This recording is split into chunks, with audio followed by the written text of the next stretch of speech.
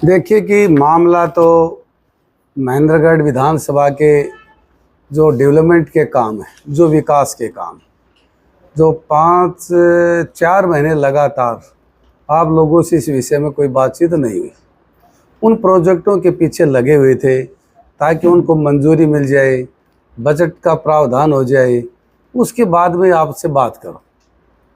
और वैसे तो मिलना जुलना तो लगातार है, लेकिन प्रेस के अंदर बोलने से पहले जिस काम को कहें, कम से कम उसका पैसे का अलॉटमेंट है, टेंडर की व्यवस्था है, धरातल पर वो उतरे।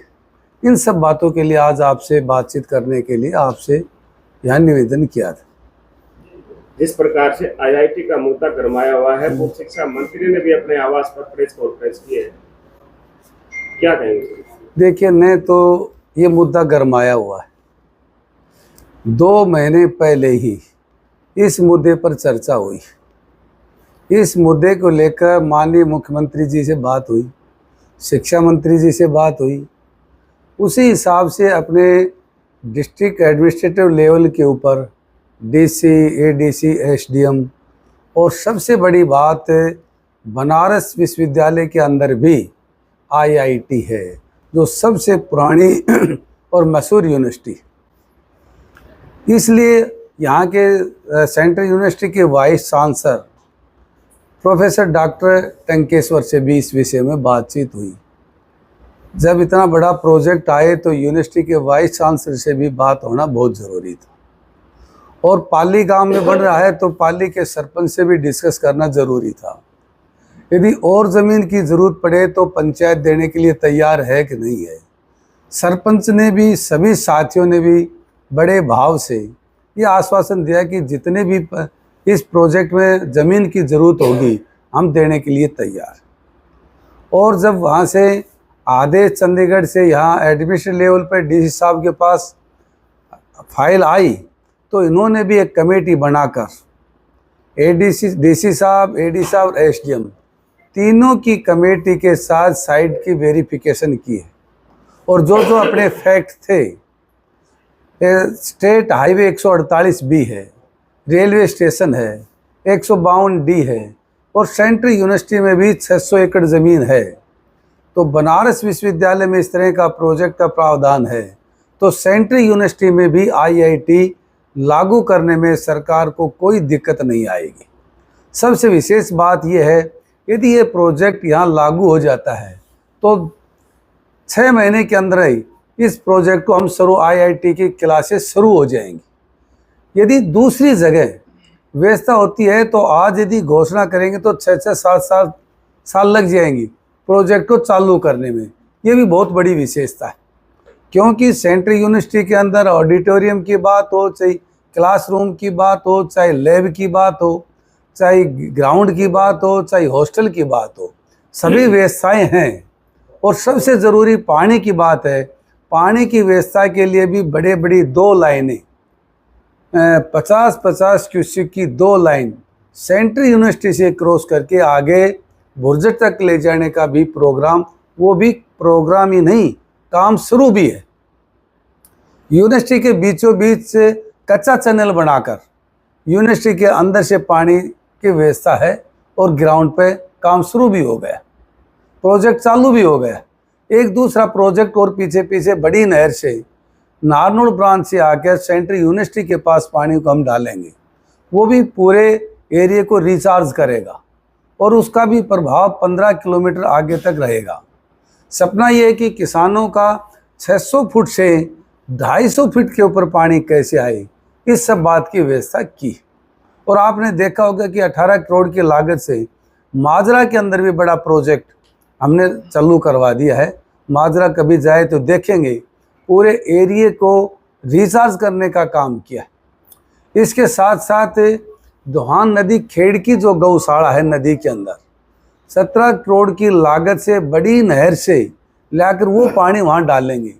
वहाँ 15-20 गाँव में सीधा सीधा फ़ायदा होगा, क्योंकि खेड़ की विधानसभा का पहला गांव है, इधर से आखिरी गांव राजस्थान के बॉर्डर से है। राजस्थान के लोगों को फ़ायदा होगा और हमारी पूरी ड्राई बेल्ट है वो भी रिचार्ज हो जाएगा। जो हमारा सपना था कि 150 फीट के ऊपर किसान अपनी मोटर को कैसे चलाए, वो सपना भी साकार होगा।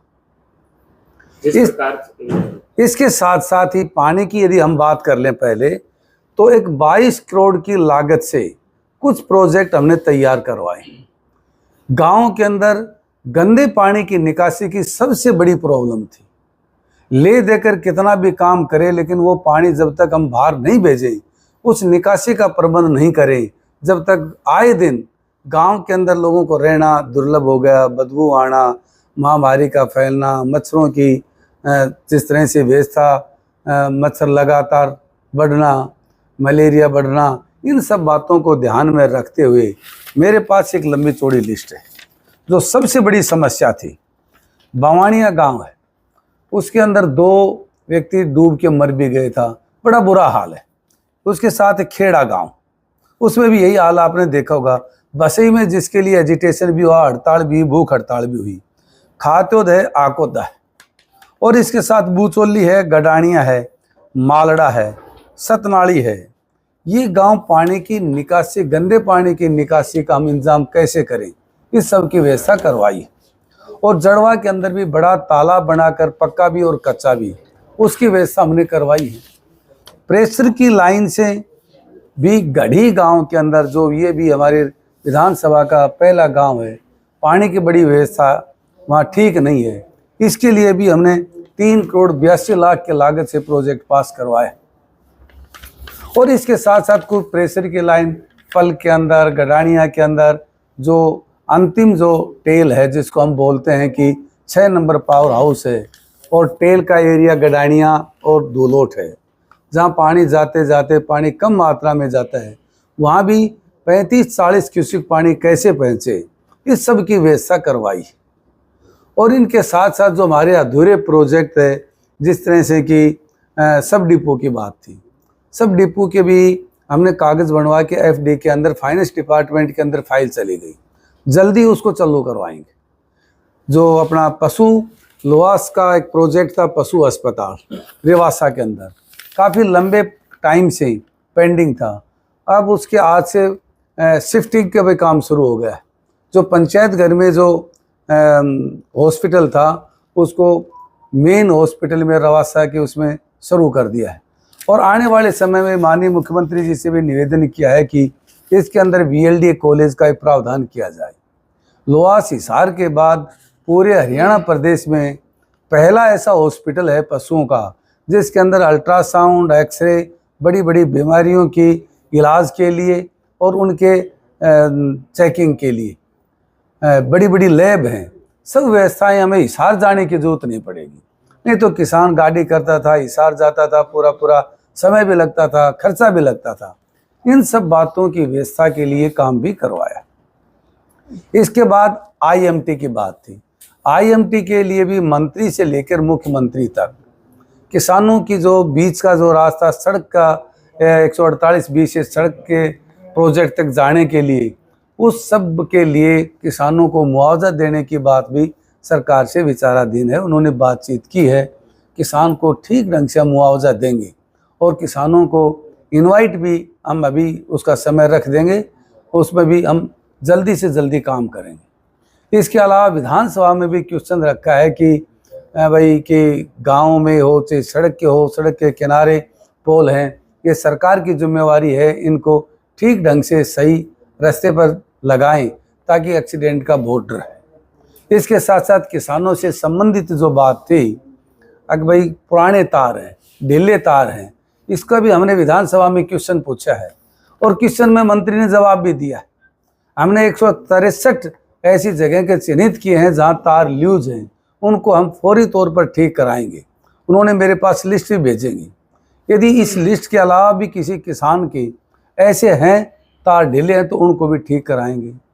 और चाहे शहर हो चाहे गांव हो, लोगों के घरों पर से यदि बिजली के तार हैं, उन तारों की व्यवस्था भी हम करवाने लग रहे हैं।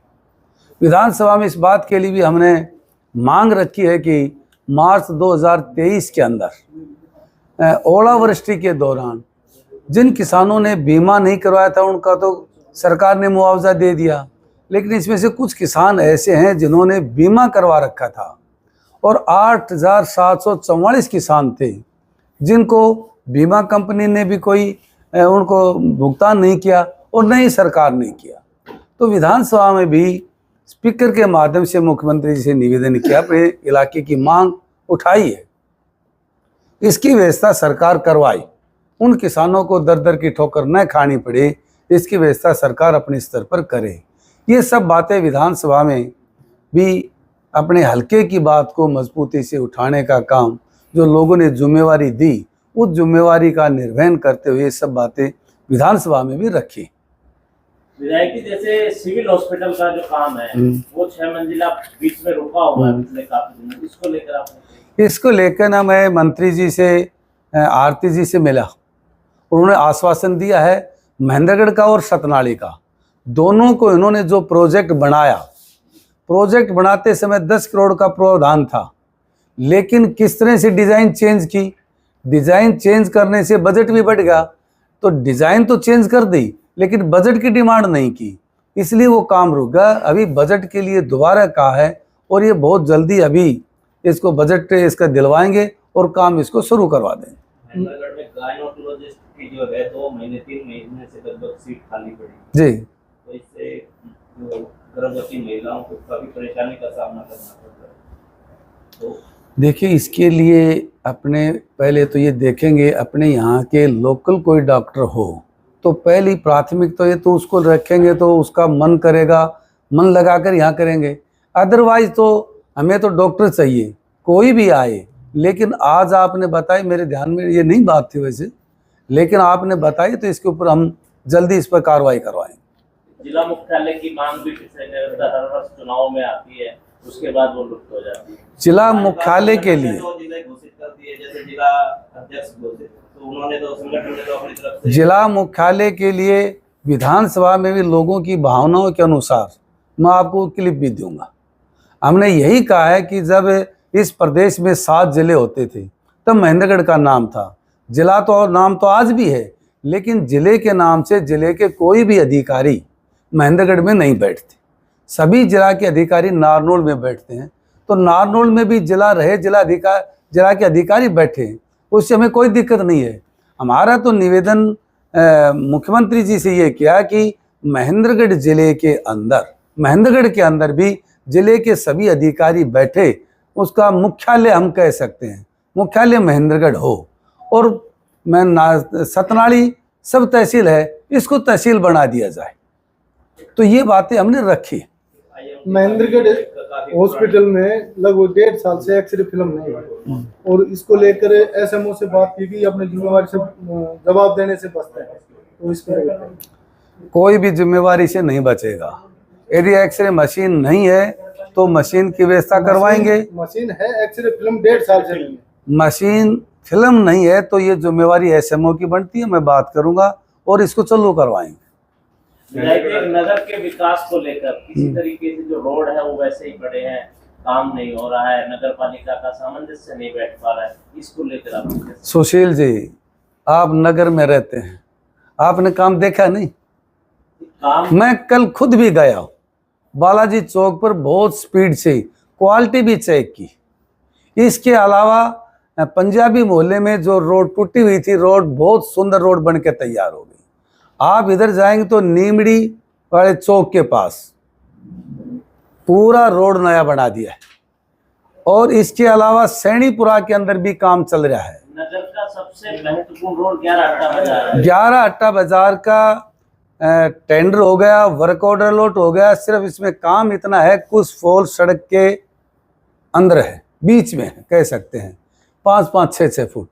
यदि रोड बनवाने से पहले उन रोडों को, उन सड़क इसके पोल को ठीक ढंग से कर दिया जाए तो रोड की सुंदरता भी रहेगी। हम कांची से लेकर और मशानी चौक तक इस रोड को एक मॉडल, शहर का मॉडल रोड के रूप में, और कुछ ही समय में थोड़ी बहुत ये जो फॉर्मेलिटी हैं, नाप तोल करना, कितना है कितना नहीं है, क्या क्या इसमें दिखते हैं, इंक्रोचमेंट है, उनको सामूहिक प्रयास से बैठ के एक सामंजस्य तरीके से तालमेल करके उस इंक्रोचमेंट को खुद ही दुकानदार हटा ले, ज़्यादा अच्छा है। और फिर तरीके से, एक साइड से लेके ना कांची से लेकर ना और मसाणी रोड तक इसको अच्छा सुंदर रोड बनवाना चाह रहे। और इसमें तो कुछ बहुत थोड़ा बहुत टाइम लगेगा, कागज कार्रवाई नाप तोल का है, कुछ पोल वगैरह का इशू है, इसके बाद में शुरू कर देंगे। कैथी से ही महेंद्रगढ़ अकेली रोड शुरू होता है जो एक्सप्रेसवे को जोड़ता है, एनएच को जोड़ता है, साथ में स्टेट हाईवे को भी जोड़ता है, उसमें अभी तक कोई मरम्मत कार्य उस रोड की बहुत हालत खराब है। इसके लिए मैंने विधानसभा में मंत्री से क्वेश्चन भी लगाया, क्वेश्चन पूछा भी। मंत्री जी ने ये कहा कि ये HSRDC को है, हम इसकी चौड़ाई बढ़ाना चाहते हैं और एडमिनिस्ट्रेटर अप्रूवल भी इसको मिली हुई है, लेकिन हमने उससे ये निवेदन किया है मंत्री जी से, उसमें समय लगे तो इसी को अच्छी स्पेशल रिपेयर करके, जब तक चौड़ाई बढ़े, इसकी फॉर्मेलिटी हो, पेड़ कटे, उसमें समय लगेगा। हम इसको एक दिन भी डिले नहीं कर सकते। ये लोगों के लिए बहुत सबसे अपनी विधानसभा में सबसे कंडम रोड है। आपके चैनल के माध्यम से कहने मुझे कोई संकोच नहीं। मैंने विधानसभा में भी कहा है, मैंने कहा कि मुख्यमंत्री जी ने तो 6 महीने का नाम लिया है, भाई 6 महीने में सब रोड की रिपेयर हो जाएगी, और मेरे को मंत्री जी आपने 9 महीने की कह दी, तो हमें तो 6 महीने भी बहुत दूर हैं। जल्दी से जल्दी इसको स्पेशल रिपेयर करवा जाए तो उसको बहुत जल्दी से हम इस पर काम करवाएंगे।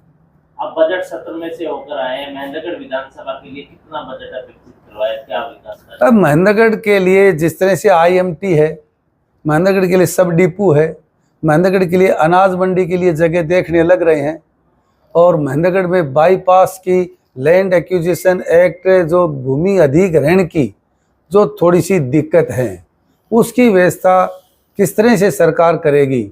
जब तक ज़मीन एक्वायर नहीं होगी, जब तक बाईपास की संभावना कम है।